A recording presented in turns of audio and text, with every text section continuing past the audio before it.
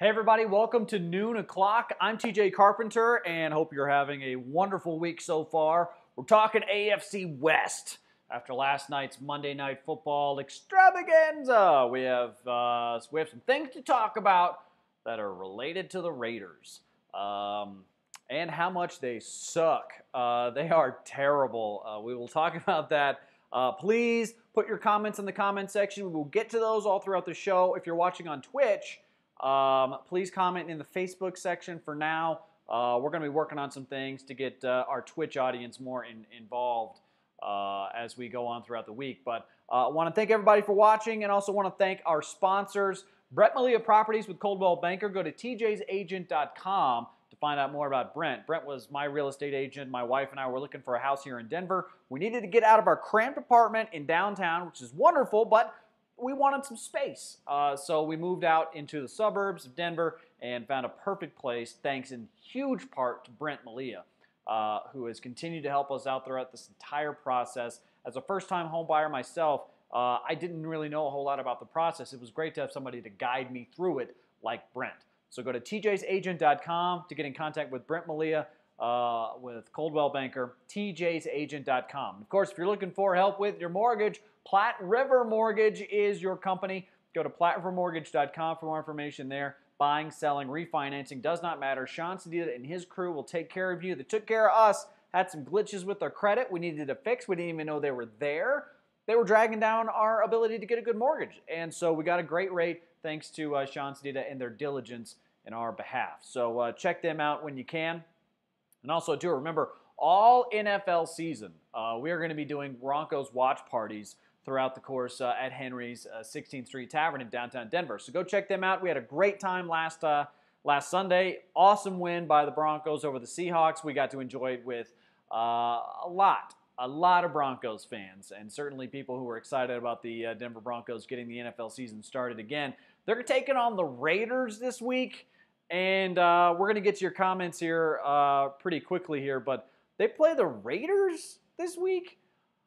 I got to be honest with you, after last night, we can pretty definitively say that the Raiders are the worst team in the division.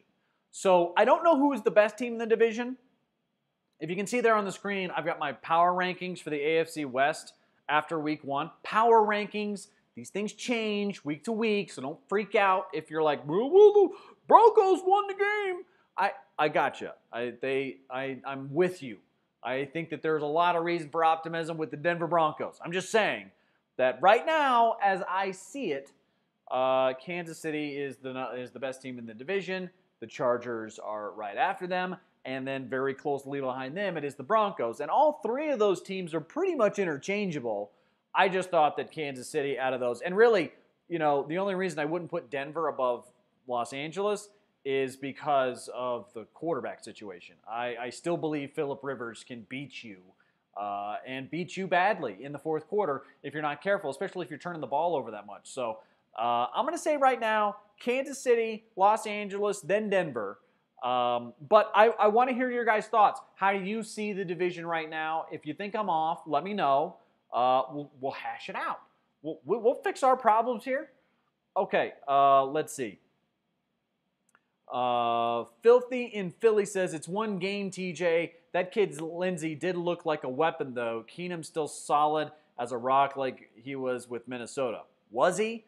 Was he solid as a rock? Because I'm looking at that, and I'm thinking to myself, I don't know if that's so solid. 3 picks is a problem. So we have to acknowledge how big of a moment that was for the Broncos, because you don't win football games in the NFL turning the ball over that much.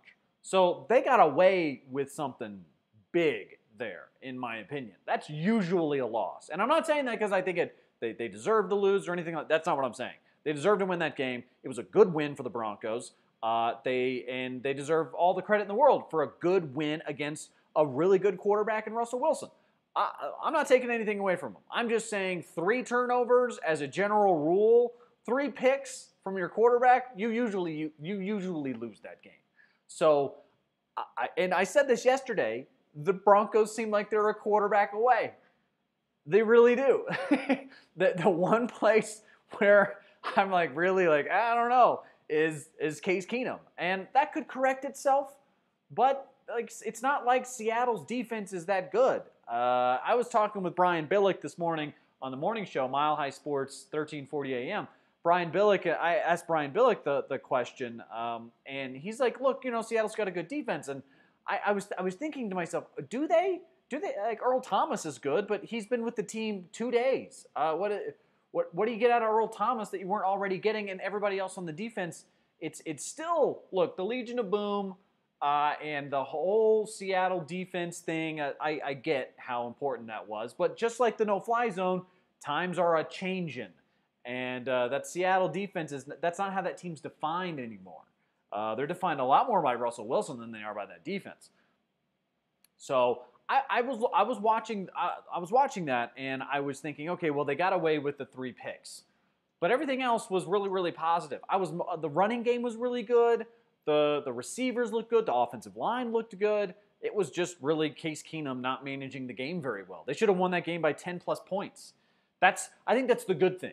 Because I saw ESPN's power rankings today, and they still have the Broncos behind the Chargers. And I was thinking to myself, here's the weird thing about power rankings. If Case Keenum throws 0 picks, and they only win by 3 still, then I think you would see more people put the Broncos ahead of the Chargers, even though, in my mind, I'm thinking, well, he threw 3 picks and they still won by 3. That's pretty good. A lot of teams do that, where you see just how much better a team is or becomes because they're in those high stress situations where, like, okay, well, we have to make a stop. And the fourth 2015 showed a lot of Broncos fans it wasn't just the fact that your defense was good. It was the fact that the defense was good, and also they were in so many close games throughout the regular season and games in which they weren't playing particularly well offensively, that they knew how to handle those situations. They knew how to handle those situations a lot better than they would have if they hadn't been through them already. So in the postseason, you're ready for the close games. So I think that there's some advantage to that. I really do. If you have a lot of those games and you win a lot of those games. Let's take a look at some more of the comments here. Wade said, you should do giveaways during your satellite shows. Yes. What do you want us to give away, Wade? Tell me what you think we should give away, and we'll put it in the suggestion box. Let's see here. Wade says, do all Broncos fans really sound like that? They really do. That's my dumb Broncos fan impersonation. John Elway. That's how they talk. All of them. All the dummies. But you guys aren't dummies. You guys are smart. You guys know exactly what's going on with this team, and you have very realistic expectations. I've said this before, Wade. I will not make fun of Broncos fans. I'll make fun of some Broncos fans because every fan base has stupid people in it. But I would say, generally speaking, Broncos fans are smarter than your average NFL fan. Chiefs fans are dumber than your average NFL fan. Raiders fans are way dumber than your average NFL fan. And there's no such thing as a LA Chargers fan, so I can't really tell you how they're not smart because they don't exist. Let's see here. Let's go through some more comments. Wade says, yeah, okay, I just answered that. Can't be happy with the defense as they still gave up 24 points to a Seahawks offense with no Doug Baldwin and their best receiver being Tyler Lockett. Yeah, Doug Baldwin being out hurts them. Tyler Lockett is an undersized receiver, although he's pretty good downfield creating space for himself. Here's the problem, is Russell Wilson makes plays. We know that. He's really good in the second half. We know that. That's where all of that production came from. Also, too, they can't cover tight ends. We saw that. Disley had that 65-yard gain, was a general problem for them all day. And then their secondary is not good. We talked about this all throughout training camp. Their secondary is not only not a strength on the team, it's kind of one of their weaknesses. And I think that will be exploited by a lot of teams. I don't think it's going to be exploited by Derek Carr, but it'll be exploited by somebody at some point. Which is why I haven't even ranked the Raiders on our power rankings this week, because the Raiders were that bad. They weren't like Detroit Lions bad. Did anybody have a worse week than the Detroit Lions? Detroit is basically today being accused of being so stupid that they should be ashamed of how bad they lost. That's how dumb they are. That they're so dumb. The whole league knows exactly what they're running, and that's why Matt Stafford threw 9 interceptions or whatever he did. Let's see here.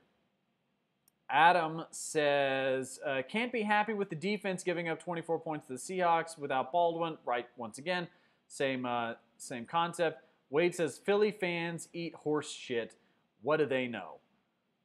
What was that about, Wade? Come on, Wade. You're being so harsh on Philly fans. Look, the Philadelphia Eagles faithful are not the brightest bunch. They're right. We know what Philadelphia fans are. But I will also say they're kind of adorable. And generally speaking, I think Philadelphia gets a bad rap as a city. So, sure, let them have their moment, Wade. You need everything? Do you have to take everything as a Patriots fan for yourself? Gosh, so selfish. Really, you've been spoiled as a sports fan. You have. Not like Broncos fans have been spoiled too, but not as badly as Patriots fans. God.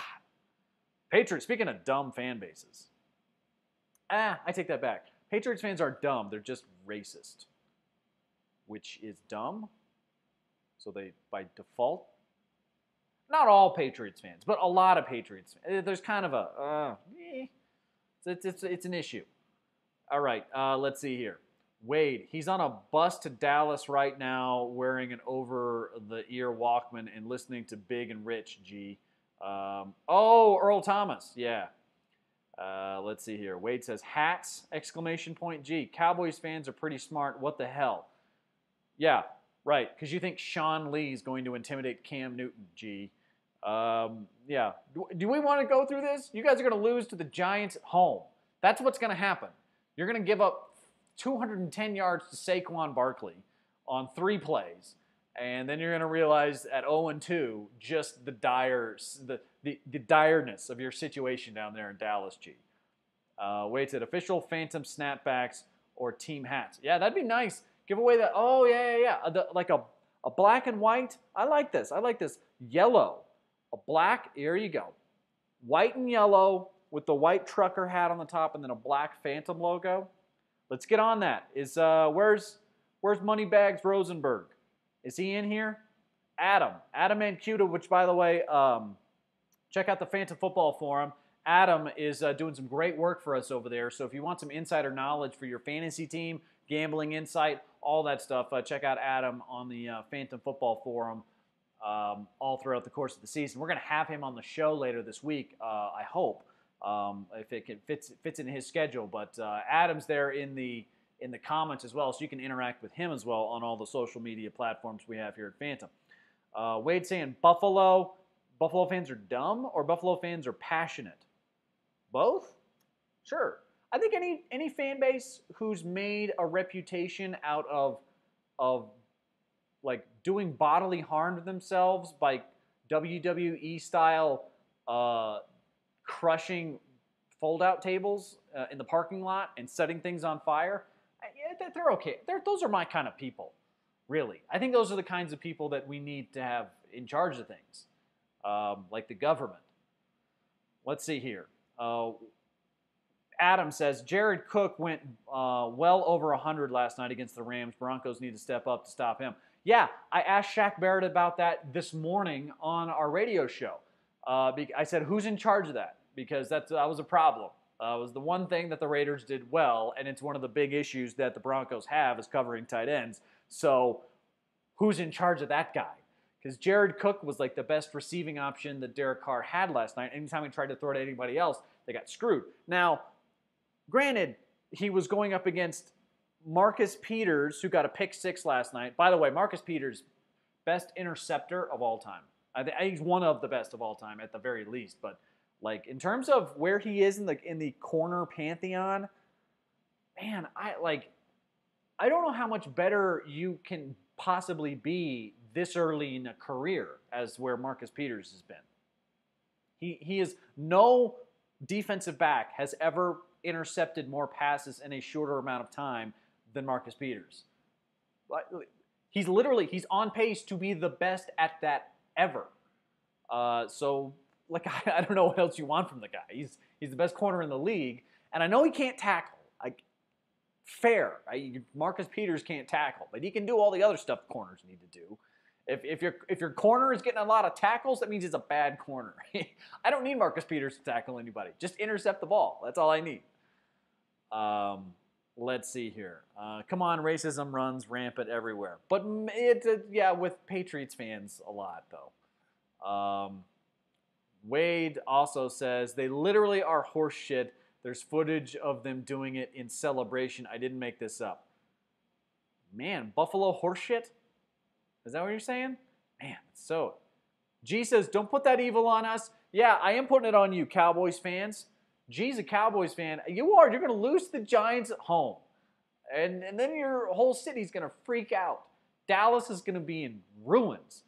Dallas will be on fire. And we will be talking about how everybody in Dallas is crazy about the Cowboys and how Jerry Jones is running a banana republic down there in Dallas. And we're going to have – there are going to be people who are wanting to secede from the NFL. That's my prediction, is that after they lose to the Giants at home to start 0-2, because everybody in that city thought the Cowboys were going to be good this year, and I don't know why, because all they have on offense is Zeke Elliott. That's it.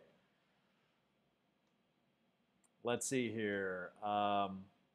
Wade said Buffalo had a worse week. Did Buffalo have a worse week than Oakland? Oakland had a bad week. Detroit had a bad week. Detroit had a terrible week. They were so off. They were embarrassing. I mean, Matt Patricia looked embarrassed to do that against a rookie quarterback. I mean, at least Buffalo was going up against somebody who was, ostensibly like Marshawn Lynch. Why would he? I don't know why he shouldn't get fined. I'm okay with it because he's gonna pay it. It's gonna be nothing, whatever. But you're right. Wade says Deion Sanders couldn't tackle, and he's a Hall of Famer. That's exactly my point. I don't need Marcus Peters to tackle anybody. I need him to intercept the ball, and that's what he does. So I thought that was a huge mistake by Kansas City to let him go. I also thought it was a huge mistake by Denver to let Aqib Talib go and Wade Phillips go.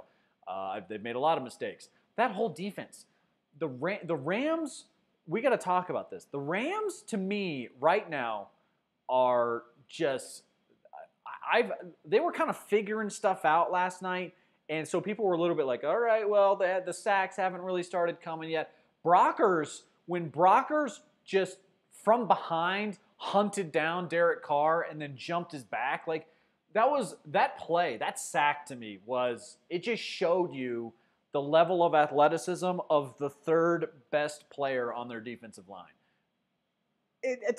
That's amazing to me. I mean, Ndamukong Suh and Aaron Donald, they haven't even gotten going yet. They haven't even figured out what they are as a team, and they're already the best offensive team I've seen that I believe in. Not Tampa Bay notwithstanding. Ryan Fitzpatrick's game, other than that, like the Rams, that offense scares me to death. Todd Gurley in the second half of that game, holy shit. He was picking up, I thought he was going to get 10 yards every play. Remarkable. And the way they used Cooper Kupp was great. Brandon Cooks was operating that offense really, really well. The Rams are legit, man. The Rams are really, really good. So look, Oakland looked terrible. Derek Carr in particular looked terrible. But, there's going to be enough there, I think, to where it's going to be a competitive game, at least for 3 quarters. It's the NFL. It's a one-score game in the fourth quarter between Denver and Oakland. That's my prediction, is that we got a one-score game with them in the fourth quarter. So clearly Denver is superior to the Raiders at this point. Like I think that you can say that. We know that they've got a better roster. They've clearly got a better defense. They've got a better offense. The lone question is who turns the ball over the most, and how do those turnovers go? That's the big X factor in all of this that you just can't predict. If Case Keenum turns the ball over a lot, or Royce Freeman loses a fumble, doesn't get as lucky with the review and the flag stuck up Pete Carroll's butthole. If they don't, if they don't get lucky with that, then Royce Freeman, that's another turnover. So I think that there's a lot to clean up there with the sloppiness and execution, just ball security in general, and the shit tackling on defense. So the shit tackling and then the terrible turnovers those are the two things where I'm like, okay, well, the Raiders could beat the Broncos if those things continue to be a problem. All right, let's see.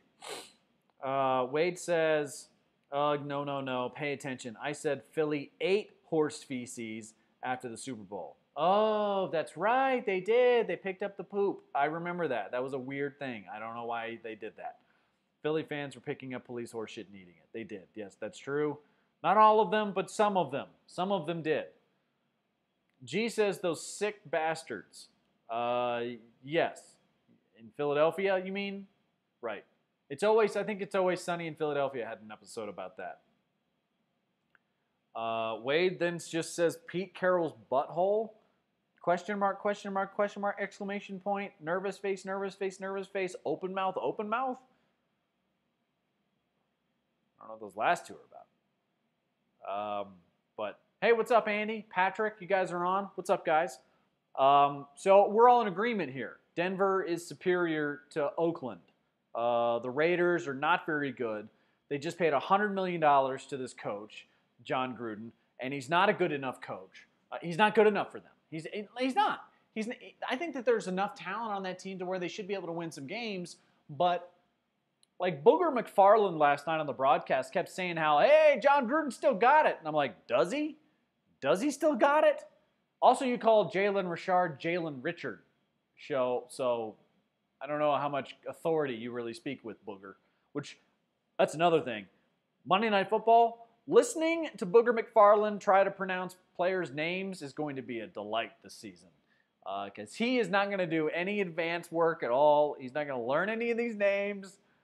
Right. I hope at some point he has to say Cyrus Kwanjo's name or Robert Kimdichie. Give me any names. Any Mike Iupati, like any of those. He got Richard wrong. Jalen Richard. Thank Booger. Let's see.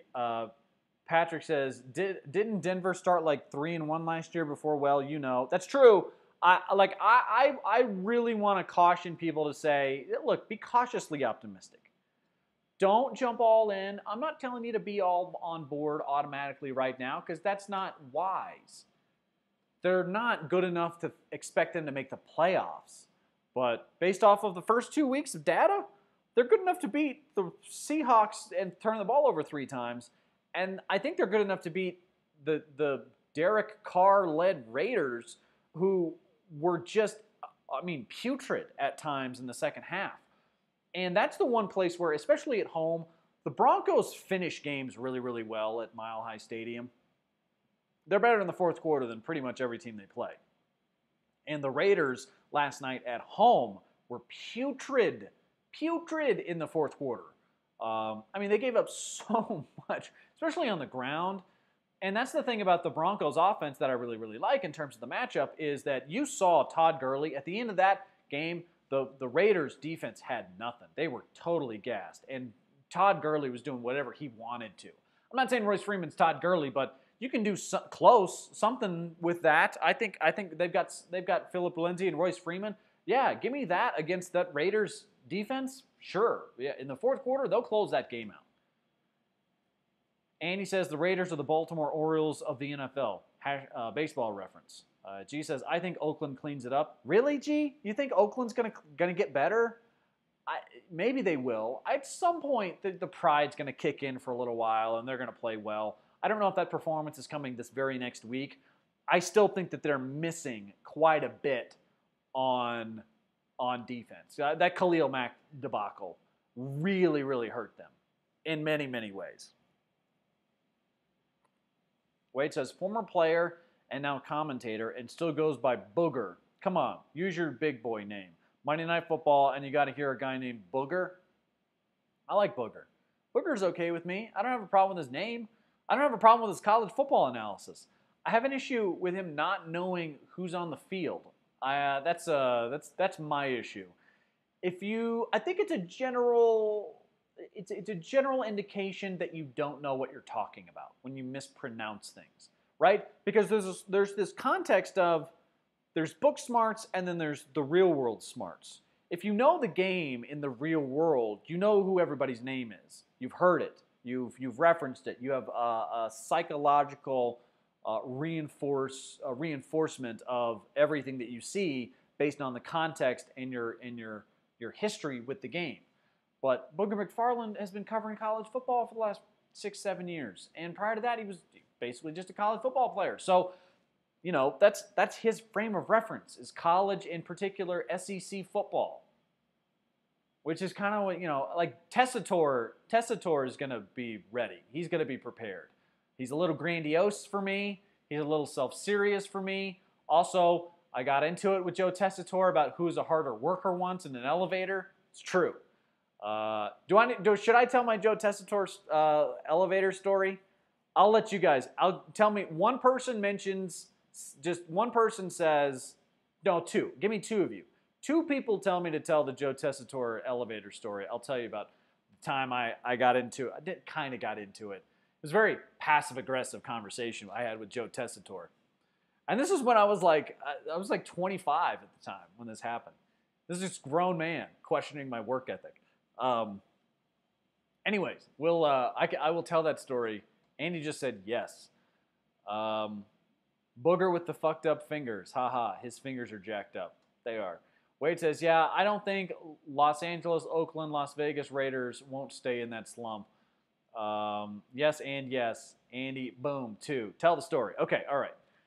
So I'm at SEC Media Days, and I am busting my ass at SEC Days. And I'm going down. It is the butt crack of dawn.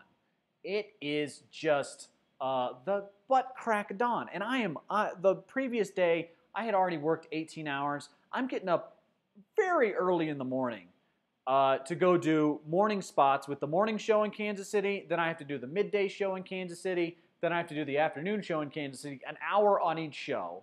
Plus I have to cover all the press conferences, and I have to go on other radio shows. I also have a TV spot I got to do with the NBC affiliate in Kansas City.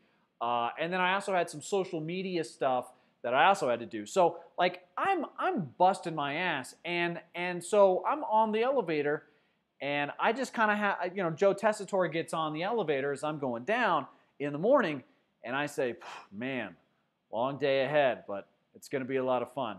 And he says, oh yeah, really? You got a lot of work to do? Like, I'm trying to upstage Joe Tessitore's work ethic, and he takes offense. And I'm like, yeah, I got a lot of shit to do, Joe.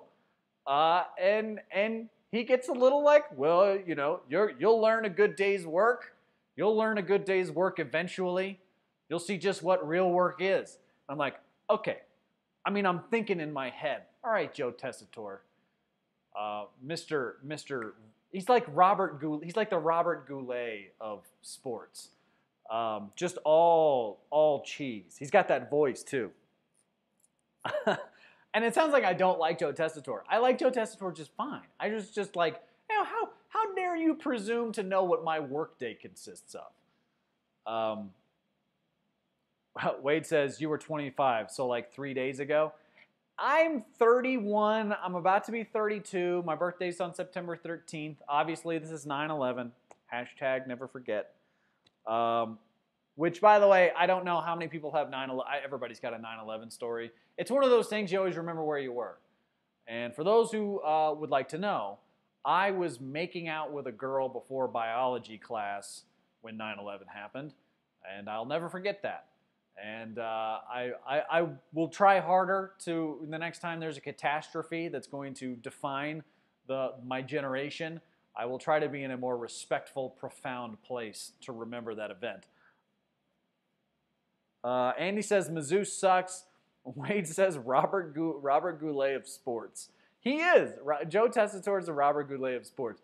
It was just such a kind of an uppity, like I work for ESPN, I'm important and impressive, what do you do kind of thing. And I'm just like, all right, well, screw you, man. I'm trying to make it here. I'm trying to do as good of a job and be on as many platforms as possible. Wade says inside job. Oh, on 9/11? 9/11 was an inside job? All right, well, I'll let you take on that conversation in the comments section. I don't have any thoughts on that.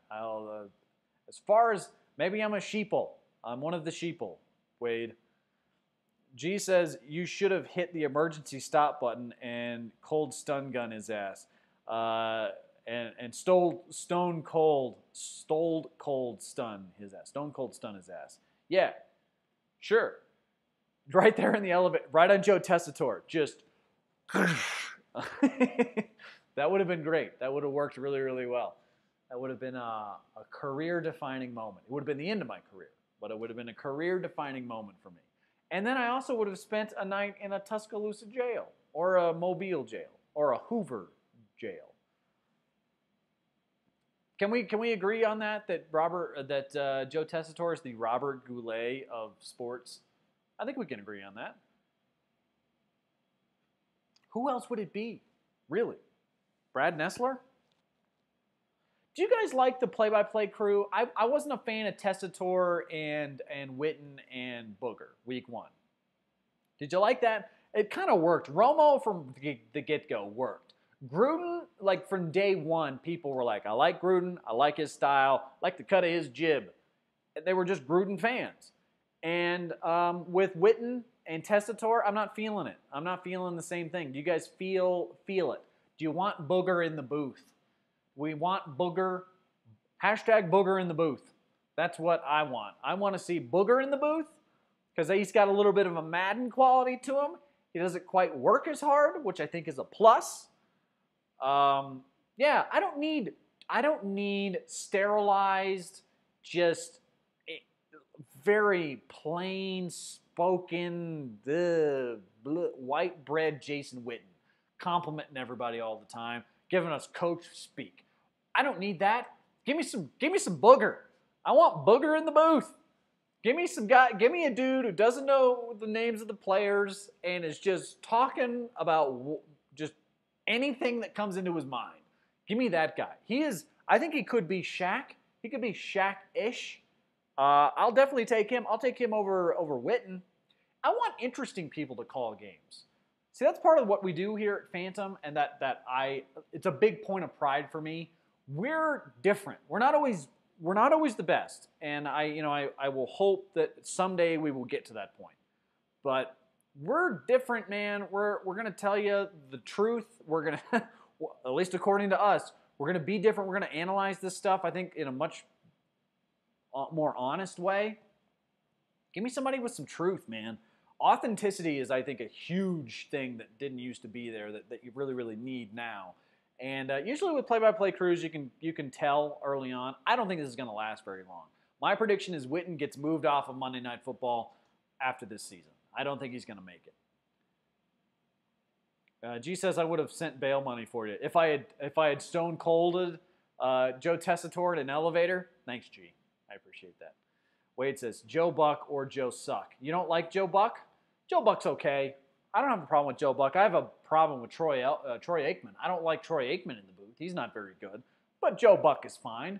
But then again, I like sarcastic assholes, and Joe Buck is a sarcastic asshole. Let's see, Patrick. What? Daniel?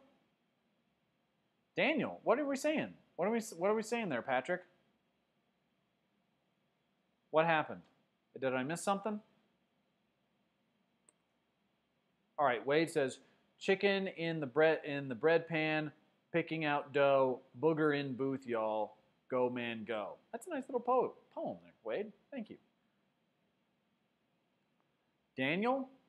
What Daniel? What Daniel are you talking about? Iron Eagle? He's not a Daniel. My friend Daniel started watching. Oh, I'm sorry. I don't see his name because we're not friends on Facebook. That's my bad. What's up, Daniel? Thanks for watching the show. All right, so the other thing I wanted to ask you guys your thoughts on was what do they do about the tight end? Because the tight end is going to be a problem. Actually, let's move that. Let's skip that for a second. Let's go back here to the quarterback rankings. All right, week 1 is in the books, and through 1 week, it's going to change. Just cool your jets. I think through 1 week, I would put the quarterback rankings thusly. Patrick Mahomes, number 1. Phillip Rivers number 2, Case Keenum number 3, and then Derek Carr number 4. And I say Derek Carr number 4 because some of the level of terrible that his interceptions was so much worse than the level of terrible that Case Keenum's was. Plus, they lost the game by a fairly large margin. Give me Keenum over Carr through 1 week. Give me Rivers over Keenum because Rivers he's a better quarterback than Case Keenum. And then Mahomes. Mahomes is a good quarterback, definitely a promising talent. I don't think he's going to be this good all season long, but he definitely had the best week 1. So I think that right now, I'm looking at it, Chiefs are probably the best team in the division. And Patrick Mahomes, at least so far, has performed the best at the quarterback position of any of these. Is this a good ranking? Give me a thumbs up if you like the rankings, if this seems appropriate to you. And I do think there's a little bit of, no one is going to jump on the Ryan Fitzpatrick bandwagon and say, oh, that's what he's going to be the rest of the season.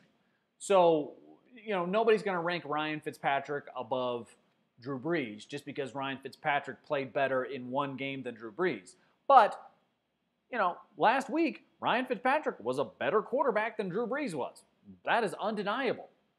But right now, I would say, yes, this is how it weighs out. Phillip Rivers was good, but still, once again, undermanned and understaffed, and Phillip Rivers has that issue every single season. So, saying Fitzpatrick surprised him. Yeah, he was. And you're going to look at it, you're like, did he just outperform a Hall of Famer, Drew Brees, in who played well in that game? How did that happen? Oh, and then next week he's going to throw 6 interceptions? Oh, he's done that before too. Okay, well, we're calling him Ryan Sixpatrick when he was in New York. Yeah, I was pretty surprised by Fitzpatrick. I was surprised more by Sam Darnold, honestly. Fitzpatrick's done this before. Darnold never has. I was pretty impressed with Darnold. Darnold looked good to me. Obviously, after that first interception, which he more than made up for. So, Jets fans are really happy today. Good for them. Blah blah blah. They've really suffered a lot. Although Chad Pennington that 1 year was like third in the MVP race because he completed 68% of his passes, which at the time was an NFL record. Wade says Fitz will sizzle. Relax. I'm not high on Ryan Fitzpatrick for the rest of the season, but my point here is I think that you can be really, really hot like that and still not be the best quarterback. And so Patrick Mahomes right now, I don't think he's a better quarterback than Phillip Rivers is. But I think he definitely had a better week than Phillip Rivers did. Enough to make me put him above Phillip Rivers in the power rankings for 1 week.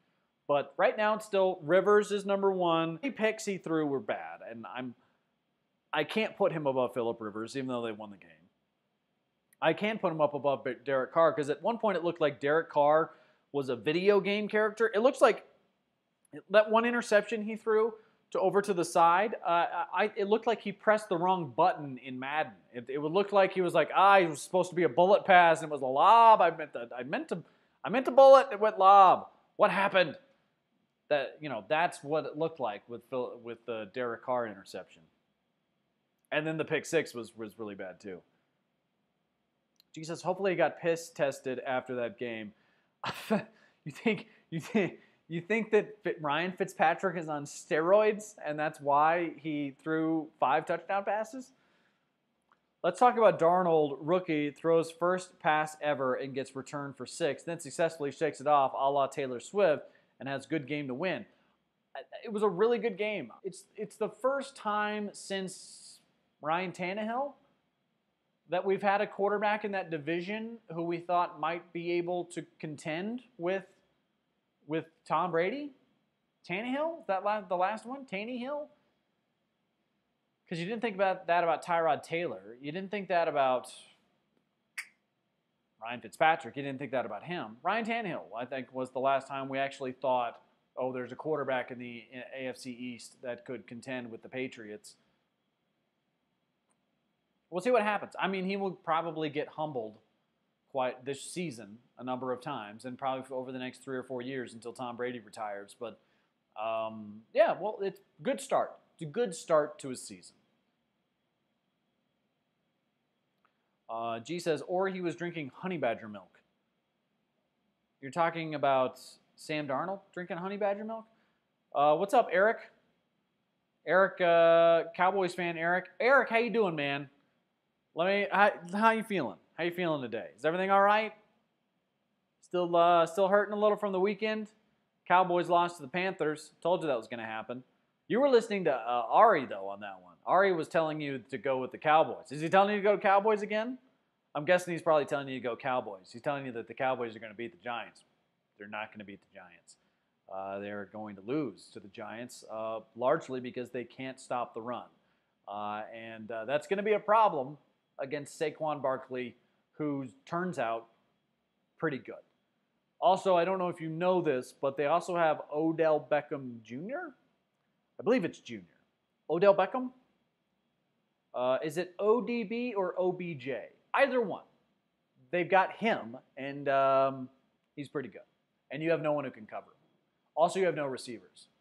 And your offensive line's not as good as it used to be. And you only really have a one-dimensional running attack at this point, and no defense. So I'm going to go with the Giants. G said, don't start TJ. Eric says, all good, bro. He was definitely high. Wade says, Rodgers needs to be drug tested. His post-game interview was weird. I don't think he knew where he was. Did it seem like he was talking with a southern accent? It seemed to me like he was talking with a southern accent. That was weird. I agree with Wade that the Rodgers post-game interview was very, very weird. Yeah, exactly, Wade. Ari is a panderer. He is a panderer. Wade says ODB is old dirty bastard. Yes. Eric says, I hope we lose as many as it takes to get Linehan and Linehan out of town. Okay. Sure. If that's what will make you happy, I think it's not going to change until Jason Garrett gets booted, and then Jerry Jones acquiesces some of that control to somebody who is good at their job. Wade said his voice seemed high-pitched. His voice seemed high-pitched. It seemed like you're talking about the on-the-field interview right after the game. Are you talking about podium? Because I didn't see any podium stuff from Aaron Rodgers. But that doesn't mean it's not there. I just thought you were talking about the post-game interview. It sounded like he was talking with a southern accent. Very strange. All right, guys, we're going to have to end the show a little bit early today. I want to thank everybody for watching. Eric says Garrett will be next after Linehan. Maybe. We'll see. There's a lot of stuff that I think the Cowboys are brushing under the rug. They have a lot of issues that they've kind of just glossed over and told people that they aren't important, which has happened a lot here in Denver as well. But right now things are going well in Denver. I don't think anybody has unrealistic expectations for this season. Certainly, I think with every win, you get one step closer to Vance Joseph remaining the head coach of the Broncos, which is going to make a lot of people not very happy. Wade says, Jerry has to officially unplug his clapper.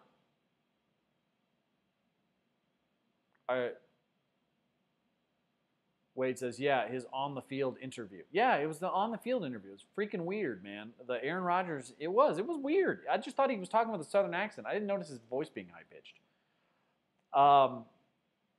Guys, make sure you check out Henry's 16th Street Tavern if you're ever in Denver. It's one of my favorite places to watch sports. They have over 100 craft beer options to choose from, and I think you definitely need to go by there and check it out if you're ever in Denver. Downtown Denver, especially for our watch parties there. We're going to be there all season long. Also, too, going to be doing a lot of stuff out at Oscar Blues, so really looking forward to that as well. That's downtown as well on Market Street.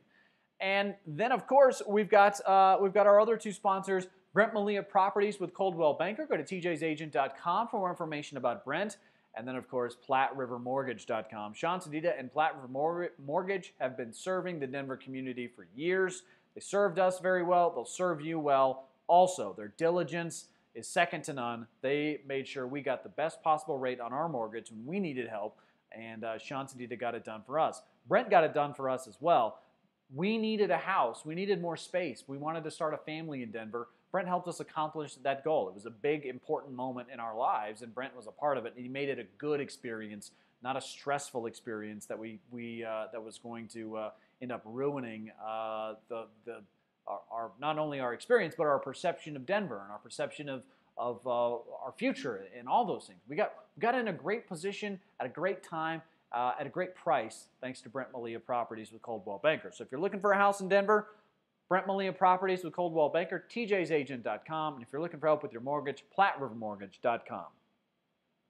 All right, let's finish up some comments here. Wade says, crap a beer. Jones's clapper is Garrett. Oh, I got you. Okay, because he just claps a bunch. Eric says, we've been here before. It's all good. Eric also says, being a Cowboys fan means no shortage of disappointment. Well, you're going to get some more of that on Sunday as you lose to the Giants at home. That's my prediction. Would love to hear yours. We'll be back tomorrow. I want to thank everybody for watching. Once again, here on Phantom, I'm TJ Carpenter. Later, y'all. Wade says Brent can walk through walls. Yes, he can.